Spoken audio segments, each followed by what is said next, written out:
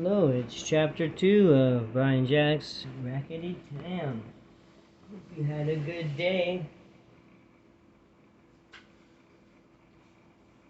There's a picture of some travelers pulling a cart in the wintertime.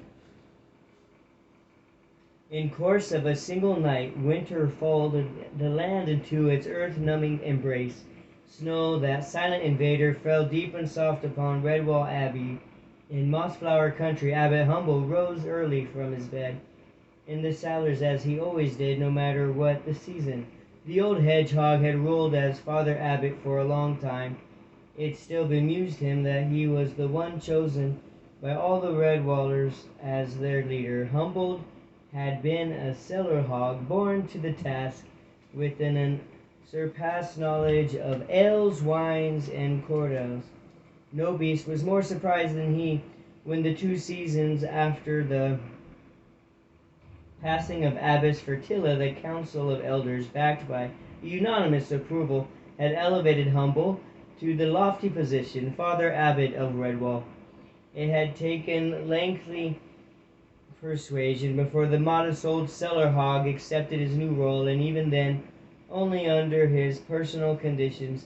He would never forsake his beloved cellars, all those barrels, kegs, casks, firkins filled with the good beverages. Having created, nurtured, and cared for them, Humble would not hear of coming to live upstairs, and the saying at the Redwall was, "Humble is as humble does." By choice, the cellar remained his home. Old habits die hard, they say. This was clearly the case with Humble. Even to this day, his first chore on rising was to check his cellars before attending to his business of abbot. Breaking out the ashes from his little forge, Humble stoked up the burning embers with judicial amounts of broken barrel shafts, steel coal, and charcoal. He ambled around his cellar stock, tapping, wedging, and checking the barrels. Satisfied, Humble looked in on Burlap, the present cellar hog, whom he had trained for the job. The stout young cellar hog was still sleeping peacefully in a truckle bed tucked beneath an alcove. Humble smiled as he covered Burlap's footpaw with elder down. Burlap was a good beast, trustworthy, diligent, and strong as an oak. The abbot took comfort in knowing that the cellars were safe in his care. Instinct told Humble that snow had fallen outside. He took a warm homespun cloak from the bag beneath the door and left to make his way upstairs. Friar Glinsome was another early riser, and the fat dormouse looked up from his work as Abbot entered the kitchens. He waved a flowery paw. "Good morning, Father. Snow's thick on the ground outside." Humble returned the greeting as he stirred a cauldron of steaming oatmeal and began ladling out 2 bowlfuls. "Morning, Glis. I'll take a spot of breakfast up to the East Night Watch, with your permission." The friar spooned honey over 1 bowl for Humble, and gave the other bowl a generous dash of hot root pepper from Ground Shaker, murmuring half to himself, "Carry on all by my means, Abbot. I got put hot root on Skipper's oatmeal. He sprinkles it on everything. Oh, what a moment. I'll add some nutmeg to it." He grated the sweet, pungent spice over the bowl and stirred it in, winking mischievously. "There, that'll keep the plank-ruddered rogue guessing." Humble left the kitchen carrying a tray loaded with both oatmeal bowls, a small basket of hot hazelnut toast, and 2 beakers of steaming Clotsfoot comfy tea. It was snowing heavily and still dark outdoors. Humble's sandaled paw printed tracks in the surface of the white carpet as he rounded the south gable. Chuckling, he recalled his Dibbin days. Dibbin is the name conferred upon all Abbey babes. He remembered dashing out into the first snow with his little pals to see who would make the first paw prints. On top of the east wall, broad rampart, Skipper the otter took cloaked, warming his paw at the fire and strapping on iron brazier. Turning, he spotted the figure with the tray, illuminated in a shaft of gold light from one of the rear Abbey windows. Blowing snowflakes from his lips, the burly otter shouted, "Ahoy!" Who goes there, friend, for food? Abbot Humble's cheery reply ranged back to him. "'Tis a friend bearing breakfast. Permission to come up." Skipper stamped his paws and chortled happily. "Come on aboard, matey, afore I perish with hunger." Bounding down the wall steps, he took the tray from Humble, cautioning him, "Mind your step, father. 'Tis slippery under paw."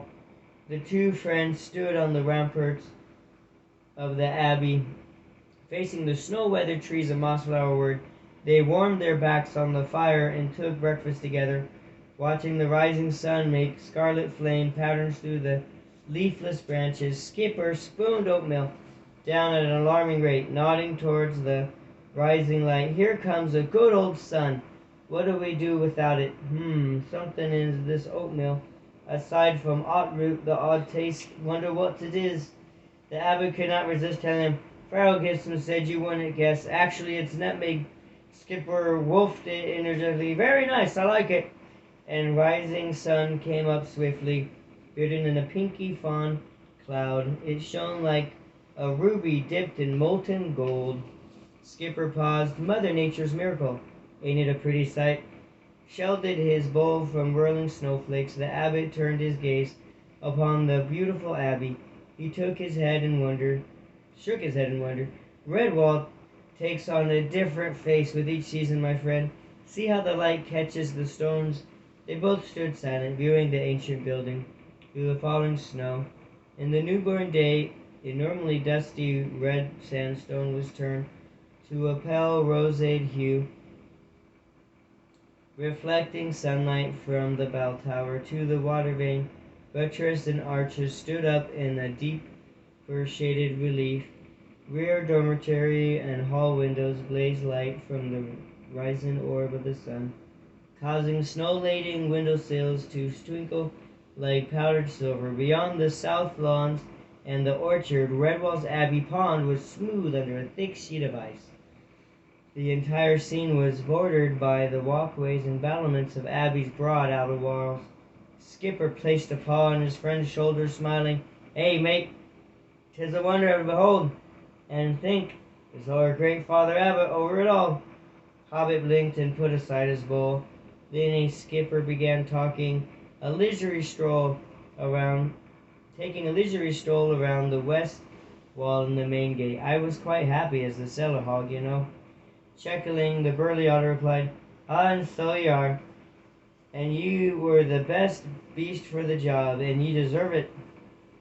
When they reached the southwest walkway, a cry rang up out of the path beyond the outer wall. "Any brickish to be had for two poor beasts a wanderin' Paulus in the freezing winter?" Abbot Humble beamed from ear to ear to Spike Tip. "Cousin Jim, I'd know that voice anywhere." Sheltered their eyes, they peered down the path. Two aged creatures, towing a small cart, were trudging up from the south, and tracks behind them being obliterated by the downfall of white. One was a hedgehog, the other was a mole, both cloaked and hooded. Tipping his snout politely, the mole grinned up at them. He roared up in a deep bass voice, speaking the quaint mole accent. "Oi beg ye pardon, sirs, but ye's been goin' to leave us out here till we'm both a turned into snow beasts?" Skipper leaned out over the battlements. "Well, scatter me weather, 'tis hurther on Jem and wonderin', Walt, where y'all old relics been the last 8 seasons. We'd been giving up on seeing ye again." Hither on Jem, the hedgehog waved a mittened paw. "Good winter tide to ye, Cousin Humble, and to you, Skipper. We ain't sayin' another word till we're through your gates and eatin' good victuals in front of a blazing fire. So look lively and let us in, ye old stream whopper." Skipper led Humble along the west rampart down into the wall wings. They stood banging on the gatehouse door. Still clad in the nightshirt and bedcap, Brother Gordell, the mouse gatekeeper, shuffled out, yawning and scratching. "Brr, Snow, what all the kerfuffle about? 'Tis scarcely daybreak. Can't you sleep?" Skipper began unbarring the main gates. "Visit us, matey. Lend a paw here. We've got guests." Snow was drifting against the bottom of the heavy oaken gates, making a crunching sound as the Redwallers trudged them open. The two visitors treaded the cart inside, then helped to close the gates and bar them. Simultaneously, the main door in the Abbey building burst open. A horde of cheering, squealing Dibbons scampered out, roaring with delight in the sight of snow. A first experience for some of them. Within moments, the Abbey grounds were a scene of chaos. Abbot Humble raised his eyes resentfully to the sky. "Oh, dearie me, let's get indoors quickly." Ducking snowballs, avoiding sliding little ones, they made their way through the melee. Older Redwallers stood in the doorway, holding mufflers, mittens, scarves, and hoods. Their entreaties were lost in the wild herd of Dibbons. "Come back here and get dressed properly. You'll be sniffing with cold if you don't get decent winter clothes on. You come back here, you this very instant, rascals. Put those snowballs down, please, don't you dare." Volleys of snowballs were hurled by the rebellious pack of Abbey babes trying to get inside the building. The abbot and his friends were caught on top of the front steps with the Dibbons menders. Every beast came in for a good pelting. Humble faced the little ones, paws open wide. "Now stop this, please. I command you to stop." Oh! A well-aimed snowball caught him in the snout. More snowballs spattered across Skipper's back as he rescued Abbott and pushed him inside. Still throwing, the Dibbons retreated in the direction of the pond, intended to trying out the ice. Skipper called to one of the otter crews. "Follow those villains, mate. Make sure none of them gets going through the ice." Gordo slammed the Abbey door shut. The barrage of snowballs burst against it. He brushed snow off of his nightshirt indulgently. "Hooligans! Rogues! The manners of those young'uns these days, really." Shaking snow from his habit sleeves, Humble chuckled at the old Abbey gatekeeper. "Forgotten your Dibbon seasons, brother?" Jem pulled snow from his spikes. "Aye, let the babes have their fun, right. Lead me to those kitchens, as those abbot's cousins, I demand it.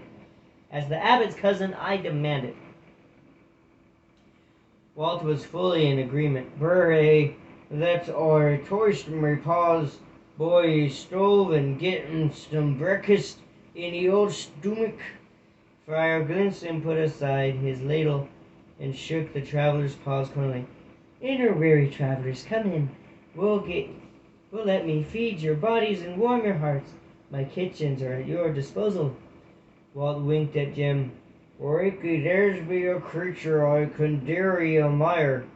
Glimmy seated them on a heap of dry sacks. They gasped with pleasure as the fire opened the big oven, gesturing with a long paddle. "Mushroom pasties and hot gravy, leek and carrot bake, topped with yellow cheese, or maybe some fresh-baked crusty wheat bread. Merely heat up some of that harvest vegetable soup we had for supper last night. There's a good little maid." A tubby little mermaid in frilly apron and mop cap curtsied. "Oh, Zeus be's comin' right away, sirs." Skipper gaped in awe. The guests shed their traveling gear, fell upon the food hungrily. "Great seasons! 'Tis a good job there only be two of ye mates, or many a famine's lived through." "How many famines have you lived through?" Jim looked up from his second pasty. "Too many, mate. We done not but dream o' Redwall grub for 8 seasons." Walt grabbed a crusty loaf after tearing it apart and began dunking it in savory onion gravy. "Oh, Gertie Abbey Vickers!" Walt grabbed a crusty loaf. After tearing it apart, he began dunking it in the savory. Virtually no conversation ensued as Hilary, Jim, and wandering Walt applied themselves wholeheartedly to the good fare provided by Friar Glinsom and his kitchen staff. Abbot Humble, and the others knew they would have to wait for news of the comings and the goings in other places until both their guests had taken their fill. Been a long time since the travelers' last visit, and the Abbey creatures were anxious to hear the news from places far beyond Redwall. As the kitchens would be busy with meal times, Humble ordered the fire to be banked up in caverns